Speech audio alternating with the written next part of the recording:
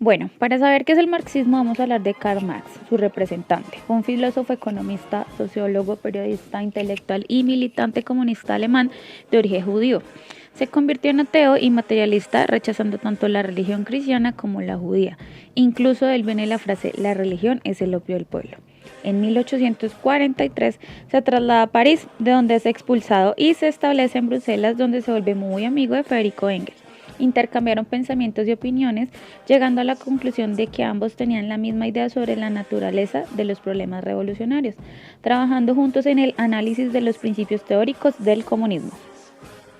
Entre sus obras a destacar se encuentra La Sagrada Familia, escrita en 1845, Ideología Alemana, escrita en 1846, El Manifiesto Comunista y El Capital, escrita de 1867 a 1894.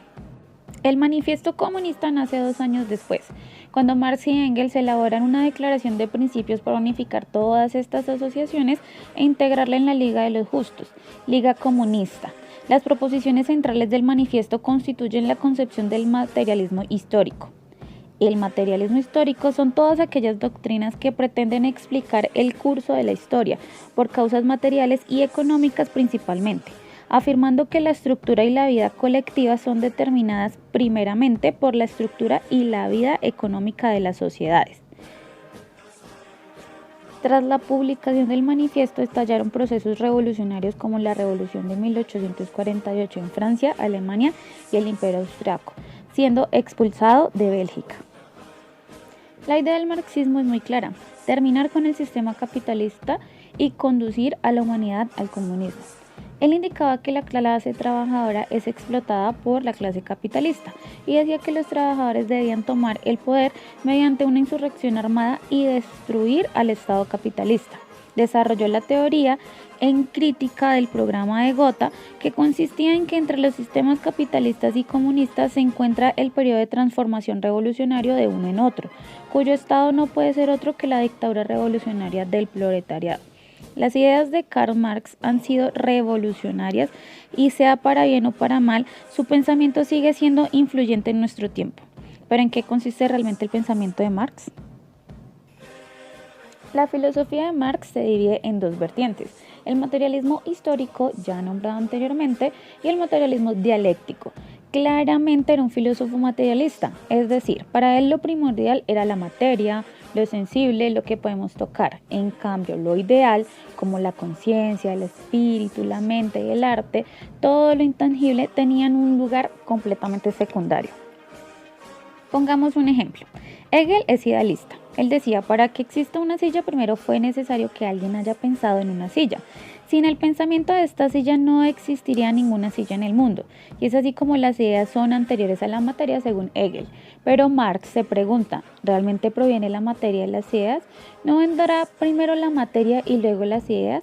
Para que alguien pensara en una silla, primero debió sentir la necesidad material de sentarse, como dolor en las piernas y cansancio en la espalda. Para resolver la duda de qué fue primero, si la materia o las ideas, Marx llega a la conclusión de que la materia es prominente, pero las ideas también transforman a la materia. Por eso se llama materialismo dialéctico, porque materia e ideas, a pesar de ser opuestos, están en perspectivo flujo. Y dice: no es la conciencia la que determina la vida, sino la vida la que determina la conciencia. Volviendo al materialismo histórico, Marx hacía cuestionamientos como: ¿alguien pensará las mismas cosas en un palacio o en una cabaña? Y llega a la conclusión de que no, y que las condiciones materiales condicionan nuestra forma de pensar. Si tú vives en un palacio, pensarás como un rey, pero si vives en una choza, pensarás como pobre. Para Marx, la relación con las riquezas define nuestra relación con el mundo y resalta 4 periodos donde estas relaciones con las riquezas han cambiado, y son el sistema comunista primitivo, el esclavismo, el feudalismo y el capitalismo. Y resalta algo en común de todos estos periodos, y es la lucha de clases, y manifiesta: la historia de todas las sociedades hasta nuestros días es la historia de las luchas de clases. Según Marx, la historia está dividida en 2 clases antagónicas: una gran masa empobrecida y un grupo de personas pequeño que controla los medios de producción, y que la enfrentación de estas clases originara una revolución violenta que implantara una sociedad sin clases, donde sería abolida la explotación, donde estaríamos libres de guerra, de hambrunas, de crímenes, donde la gente disfrutaría de igualdad social y de una propiedad generalizada de la riqueza. A raíz de las injusticias de la burguesía opresora, Marx habla de la urgencia de organizar a la clase trabajadora en una sola para combatir a la oligarquía. Lo que sí podemos decir es que antes de Marx todos los filósofos se habían limitado únicamente a interpretar el mundo, pero él quería cambiarlo.